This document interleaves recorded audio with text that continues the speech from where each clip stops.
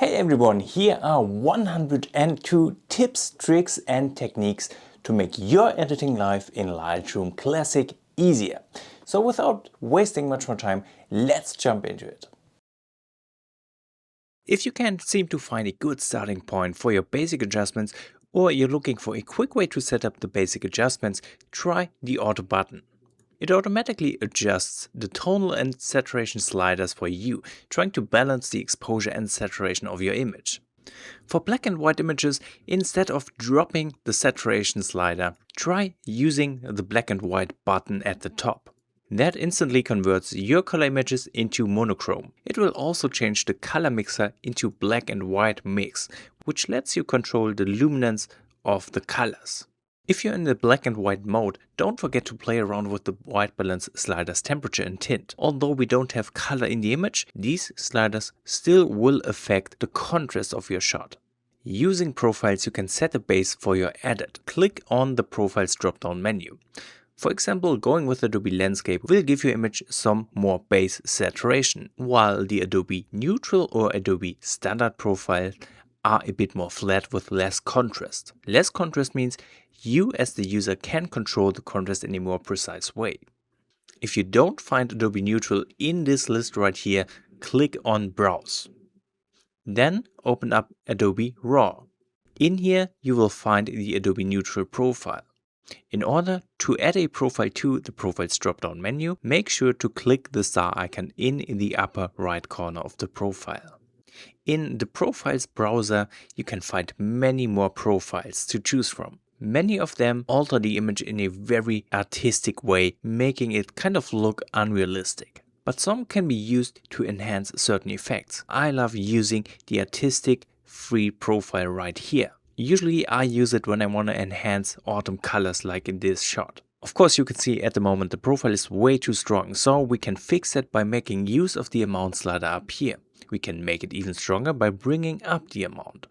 But if you want to tone it down, simply bring down the amount slider to a level of your liking.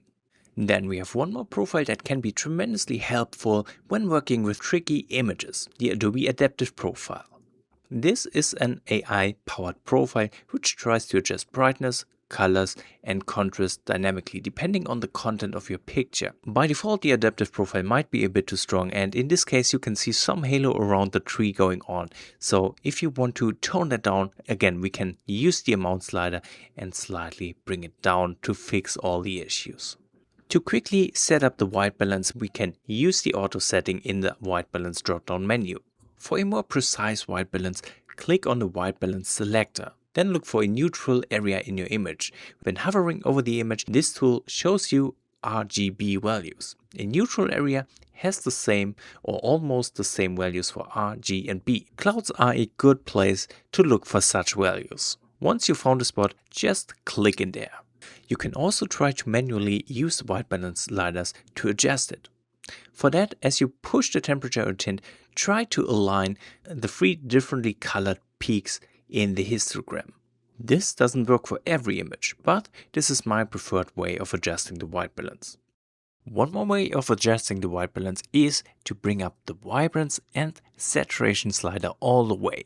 Now you can see the colors that are within your image much better, and you can then use temperature and tint slider to manually adjust that. You want to keep some of the warmer tones and some of the colder tones within your image and balance around that. We can see a little bit of a purple tint going on in the foreground. I'm going to tone it down by introducing some more green tones, and once I'm happy with the results, I'm going to bring back vibrance and saturation back to 0.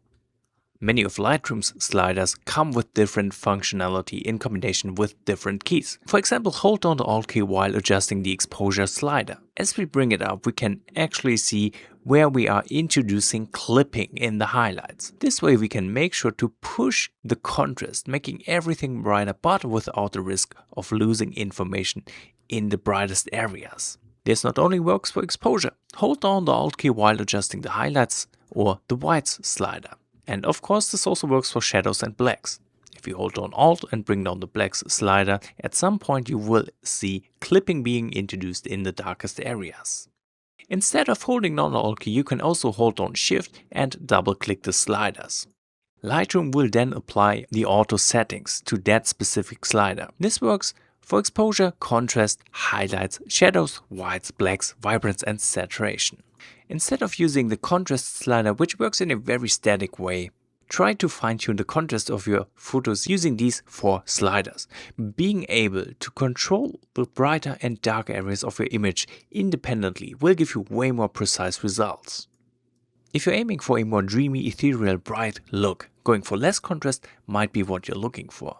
A great way to make photos look more dreamy is by reducing the contrast as we bring up the blacks and shadows slider. Another great way of improving contrast comes in the Presence tab. Texture will simply add a little more sharpness to your image. Using the Clarity slider will push the midtones contrast and everything will get more punch this way. Dehaze on the other hand tries to dehaze the image. It will add contrast as we increase the slider, but it will also alter the colors. Texture, Clarity and Dehaze are also great tools to add a dreamy glow onto your images. Instead of increasing these sliders, we can reduce them to make the image appear softer and glowing. For example, try bringing down the Dehaze slider a bit and you will instantly get a glowing, foggy look. We can do the same by reducing the Clarity and make it look even softer. A basic way to bring focus to your subject is by using a vignetting effect. We can do that using a simple radial gradient. Create a new radial gradient and place it over the center of your image. Make sure to invert this radial gradient by clicking on this checkbox. Now that the outer area is targeted, bring down the exposure to make these areas darker and thus bringing more focus to the subject. From this point on, we can further adjust the vignetting effect by making this radial gradient bigger or smaller. If the effect of a mask is too strong, instead of dialing back down the sliders, we can make use of the amount slider. Bringing it up will make the mask stronger, while bringing it down will tone down the mask, so you can balance things in a very nice way. To instantly create a radial gradient the size of your image, create a new radial gradient, hold down Ctrl and double click in the image. By default, the feather of your radial gradient is set to 50. You can get much softer edges by bringing up the feather, making the mask edges way less obvious and thus lead to more natural results. On the other hand, you can bring down the feather pretty much all the way to create a bouquet ball effect. Bring it down to something like 5. Then bring up the exposure. You can also play around with the color and bring down the temperature, introducing a colder look to that bouquet ball. It still does look a bit unnatural, but we can click on the mask, go to Subtract and subtract a linear gradient, taking out the bottom part, and just like that we can create a convincing bouquet ball effect. In general, we can combine different masks by clicking on the Add button and choosing another mask to add. Similarly, you can subtract from an existing mask via the Subtract. You can also intersect masks. For that, click on the 3 dots and choose Intersect Mask Width. Or you can hold down the Alt key and the Intersect button will appear. Generally, instead of using one mask with heavy adjustments, what you want to do instead to get more natural results is to stack multiple masks on top with minor adjustments. So I set up the first mask, bring down the exposure a little bit, then I'm going to create another one, make it a little bit smaller and give it a different angle. And again, I can bring down the exposure a little further.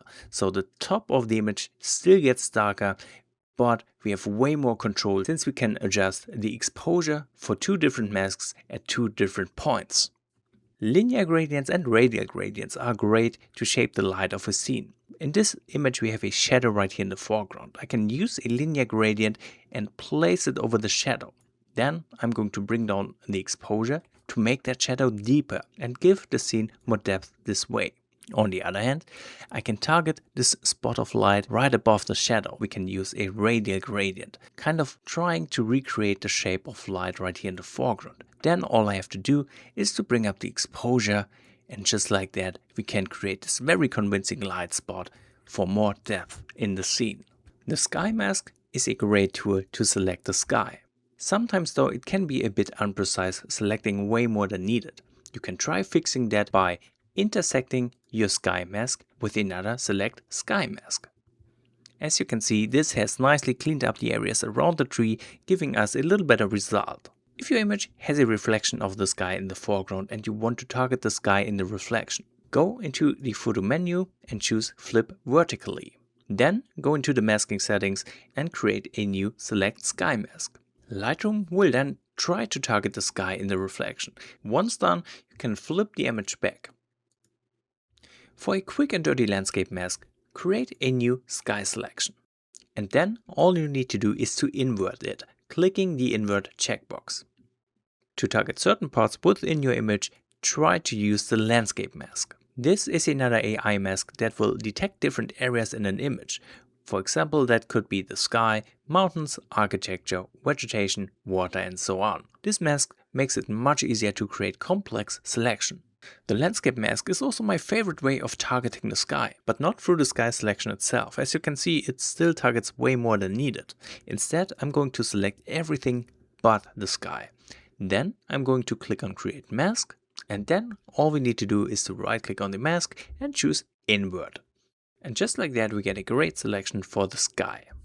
The subject mask helps you make selections of your subject. This mask isn't always perfect. Just like with the sky mask, you can create a subject mask and intersect it with another subject mask to try to get more precise results. The subject mask doesn't always work that great. For this image, it does have problems selecting the bird. So instead of using a subject mask, try using Select Objects. Make sure to use the rectangle select mode for better results. Then draw a rectangle around your subject, and just like that you get a perfect subject selection. Then if you want a selection of the background without your subject, we can use this object selection just like that, and again use the invert button to create a perfect background mask. The object mask is also a great way of selecting otherwise hard to target things. For example, I often use it to target smaller hills like in this image. Create a new objects mask, draw a rectangle around this hill in the foreground, and as you can see, this works perfectly. Now I can adjust this hill on its own, giving it a stronger light effect if I want to. If you want to create a glow effect, create a radial gradient. Overlap it over the brightest part of the image and make it fit the angle of the light. I'm placing the center of this radial gradient outside of the image because that's where the brightest light source is, and this will give me more natural results. Then I'm going to play around with the size. I'm making sure to overlap some of the things in this image so the glow effect becomes more visible. Then all we need to do is to bring up the blacks. We can also bring up the shadows, but for a really intense glow effect, you want to head down into the Effects tab and bring down Dehaze. This will make the glow effect way more intense. And if you want to make it warmer, you can go into the Color tab and bring up the temperature to introduce warmth. We can also use negative haze to add a layer of fog. For that, I'm going to create a linear gradient just above the water surface. Then I'm going to subtract another linear gradient, taking out the bottom part, keeping a soft edge. What we want to do is to use negative dehaze and just add this thin line of fog above the water surface. This might alter the colors in a very weird way. You can see some purple color cast in here, so I'm going to bring down the tint slider in order to eliminate that. I can also bring up the blacks if I want to make the fog effect a bit stronger. We can also emulate light rays. We're going to start with a linear gradient. Of course, we want to tilt it a bit to fit the light's direction. I'm going to subtract another linear gradient, taking out the bottom part, and I'm making sure the start of this light ray is a little bit smaller than the end to keep it natural. Then I'm subtracting a second linear gradient to take out the bottom part. Once the mask is set up, all we need to do is to bring up the exposure. We can also play around by bringing up the blacks and of course reducing the dehaze, but keep it subtle to not make it too obvious. We can also kind of recreate a polarizing effect within the sky of our images. For that, we're going to use a color range mask. With the eyedropper tool, we're going to pick a blue color in the sky. I'm bringing down the refine slider just to narrow down the color range selection. Then all we need to do is to bring down the exposure. The blues of the sky will become darker that way, just like with the polarizing filter. You can even bring up the saturation if you want to have some more intense color tones in here. That is a great way to make clouds pop.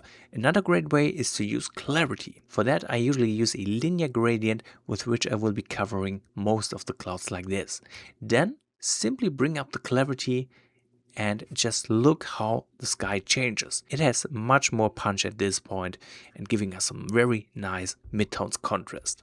If you want to fix a dark blue blob in the sky, which is caused by a polarizing filter on a wide angle lens like in this image, you can use a color range mask and you can either target the brighter blue tones or the darker blue tones. I'm going to choose the darker blue tones right here. Now all we need to do is to bring up the exposure to bring it more in line with the other blue tones. An even better way of doing that is we can make a sky selection. We can go down into the point color menu, use the eyedropper and pick a blue tone from the sky. Then what we want to do is to bring down the variance slider. This will unify the blue tones of the sky even further. The brush mask is a great tool for smaller adjustments like adding some shine to surfaces or dodging and burning things. It comes with a bunch of different settings we can use, while size and feather is pretty obvious. The flow controls the rate at which the effect is applied with each stroke. A flow of 100 will apply the full effect immediately, but using a smaller flow will let you build up the effect as you brush over the area. Density puts a limit on an effect's strength. If you set density to 50, the mask will never exceed that, no matter how many times you brush over the same spot. By dodging and burning an image, we can create more depth. Set up a small brush. Bring the feather all the way up to 100 and the flow down to 20 to 50%. Then I'm going to increase the exposure since I want to dodge some areas. Now I'm going to paint along some of the brighter spots in the image to make them even brighter. Of course, we can do the same to make things darker. Let's create a new brush. Again, I'm using these settings with a lower flow. Let's bring down the exposure a bit and then let's add some more shadows as I paint over some of these darker areas. And as we brush our way through the image, we will introduce a little more depth this way. Using the same technique, we can create a glow brush. Let's create a new brush, use a lower flow, use a very soft brush and make the brush size a little bit smaller. To make the glow effect, I'm going to increase the blacks. I'm also going to decrease the dehaze a little bit. And let's add a little bit of temperature to make the glow spots a little bit warmer. We can even bring up the exposure for a little extra brightness. And then I'm just going to brush over the brightest spots of the image to add extra glow. For wildlife photography, a great way to bring more attention to your subject is to make its eye look more piercing. For that, I'm going to use the brush tool. This time I'm making sure to bring the feather all the way down because we have a hard edge around the eye.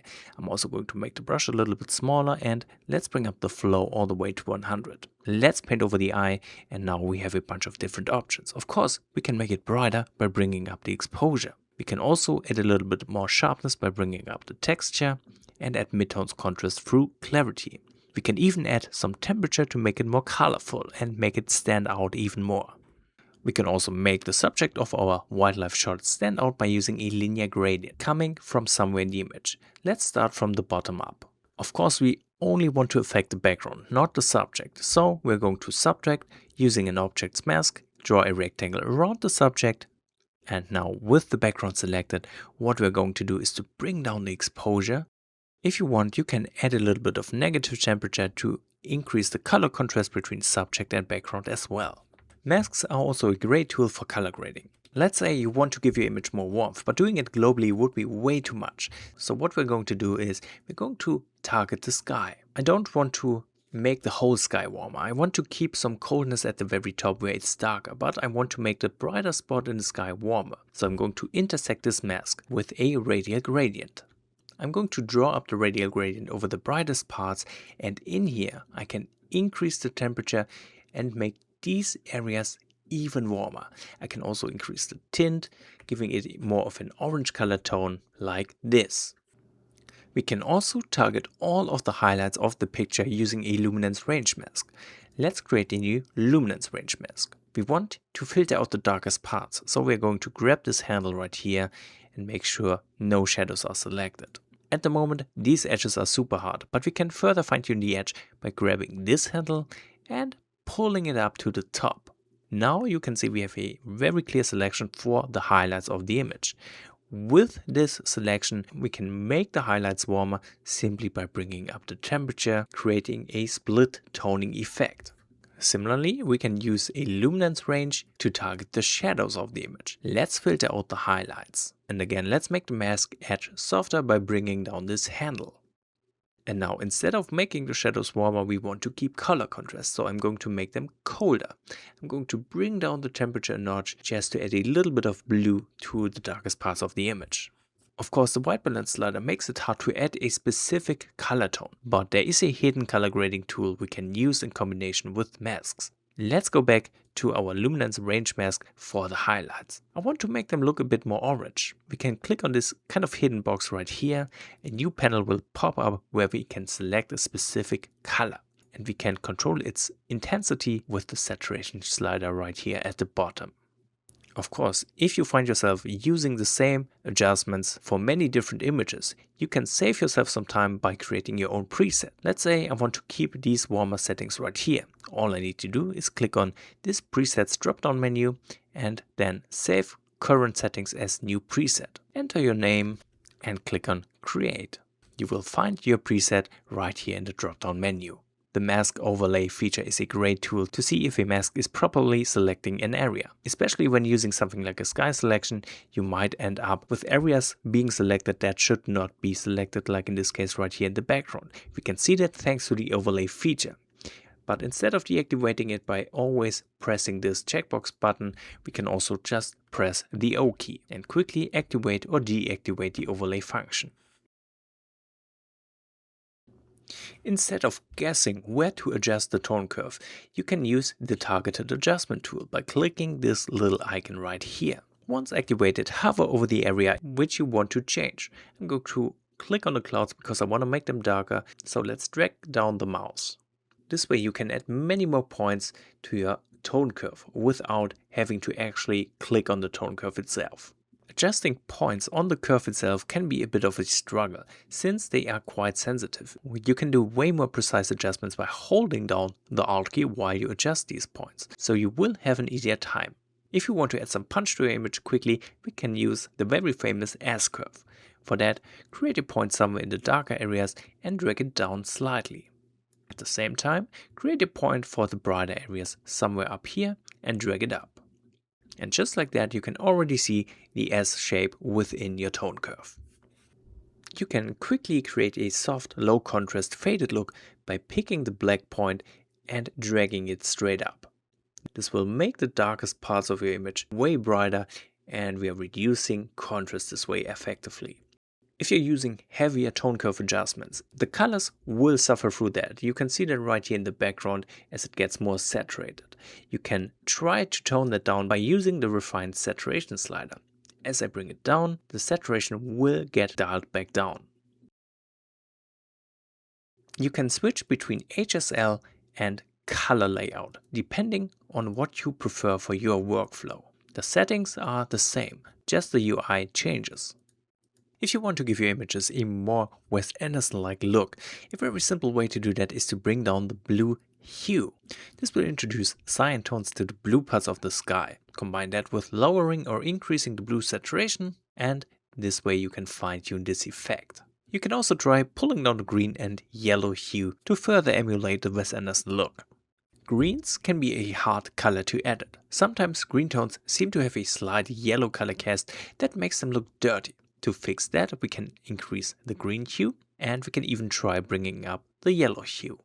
On the other hand, if you want to give your forest shots more of an autumn feeling, you can try bringing down the green hue. And we can even bring down the yellow hue to the extremes. This will change the foliage quite heavily. Just keep in mind, most of the times this will look unnatural.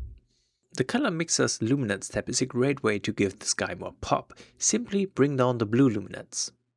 And just like that, the blue tones of the image will get darker and we get more contrast. In general, we can fine-tune contrast through the Luminance tab. For this image, I can bring up the green luminance to make the greens a bit brighter. I can also try to bring up the yellow luminance for the same effect. Just like in the tone curve, we can use the targeted adjustment tool. This goes for luminance, saturation and hue. Just click on the icon, hover over the area in your image you want to change, click on it and drag up or down the mouse depending on what you want to do. For more variety in your autumn shots, we can go into the point color tool, pick the eyedropper and choose a warm color from the autumn foliage. Then simply increase the variance slider. If the colors start to become too green, you can bring down the hue. A common way to enhance your golden hour sunset or sunrise colors is to use split toning. Go into the highlights and set the hue to a warm color tone. Then bring up the saturation. You can see the highlights of your image will get way warmer and make that sunset feeling way more intense. You can further enhance that by going into the midtones, again use a warmer color tone and bring up the saturation a little bit. To emphasize color contrast, you can make use of the shadows color wheel. Typically for sunset images I use warmer tones in the highlights and maybe the midtones, but for a nice balance I add a cold color tone to the shadows. So let's set up the hue, aim for a cold color tone and gently raise the saturation. We don't want the blue tones to be too obvious, we just want to have a hint of blues in those darker areas. We can also use the global color wheel for some more color grading. We want to enhance already existing colors in the image. So for this sunset shot, I would go with a warm color tone somewhere in the orange color range and slightly bring up the saturation. This will affect the whole tonal range from shadows to highlights and add this color tone on top.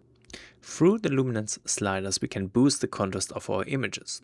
We can adjust the brightness of the highlights, midtones and shadows, and even on the global color wheel.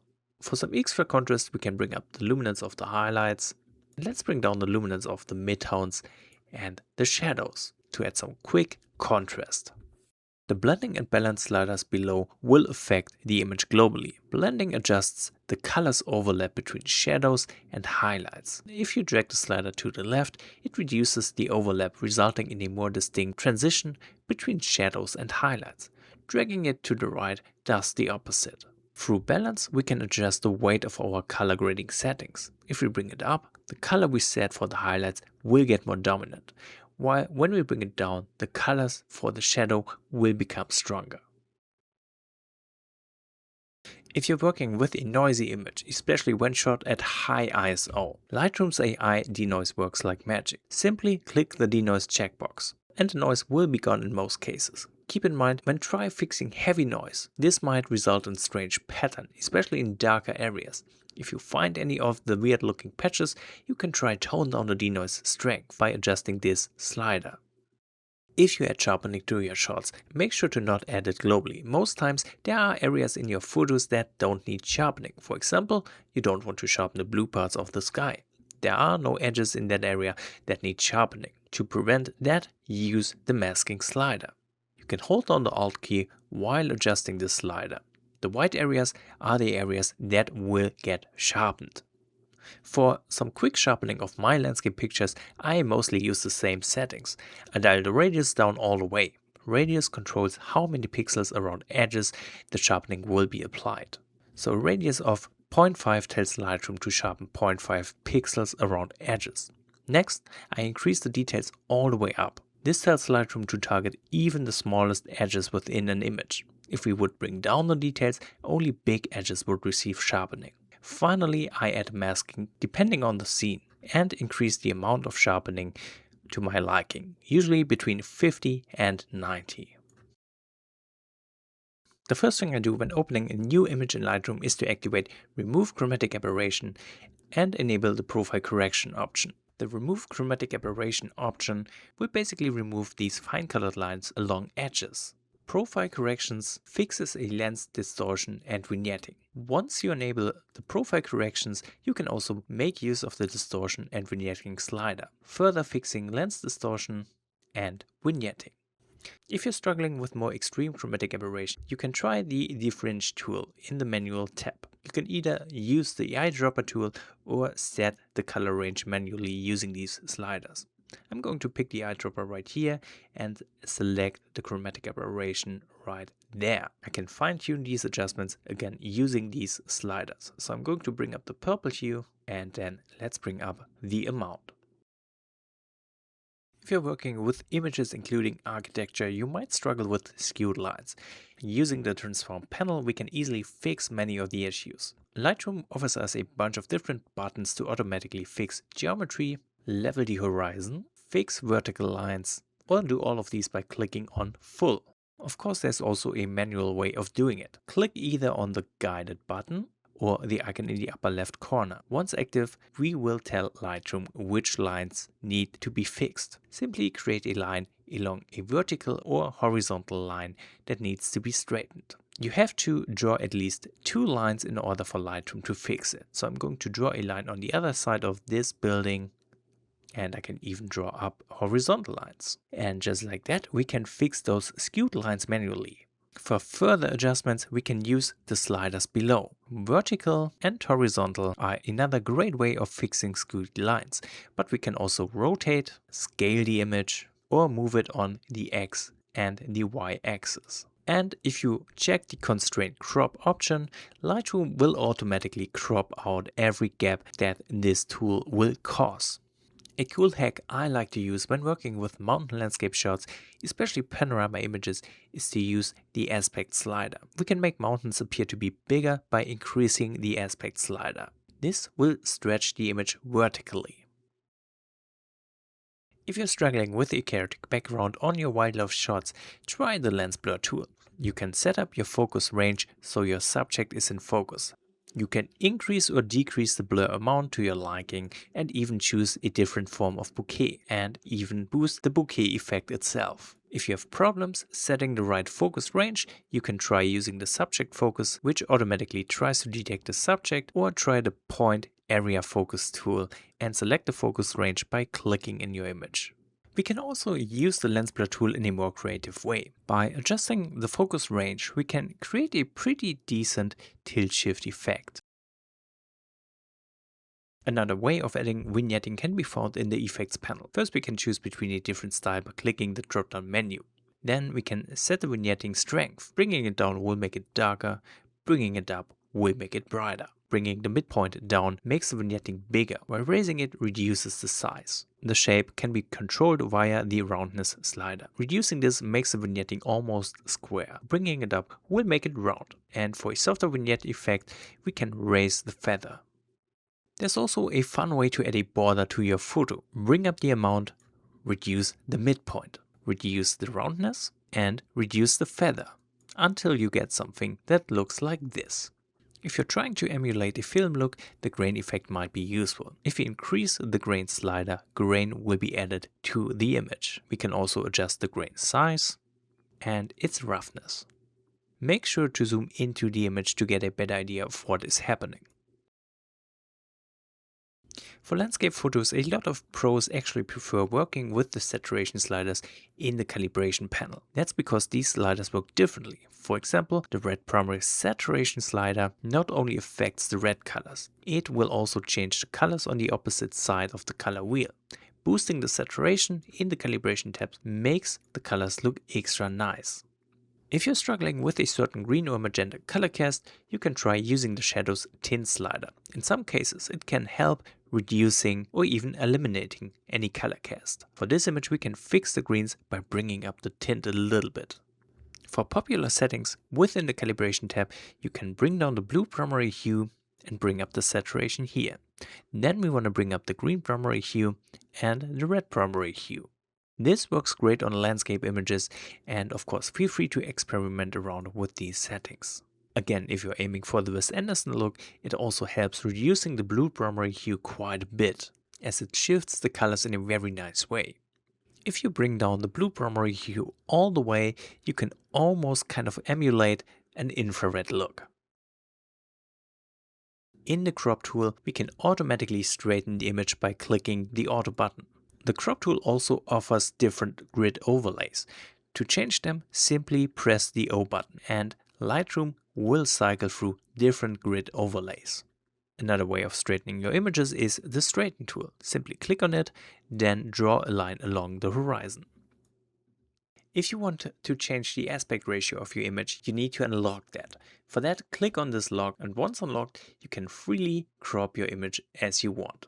To clean up sensor spots, go into the Remove menu. choose the heel brush. Some spots like these bigger two are easier to see, but for smaller ones make sure to click on Visualize Spots. This will give you a preview with way stronger contrast, which makes it easier to identify all those spots. Once you see one, just brush over it and Lightroom will fix it for you.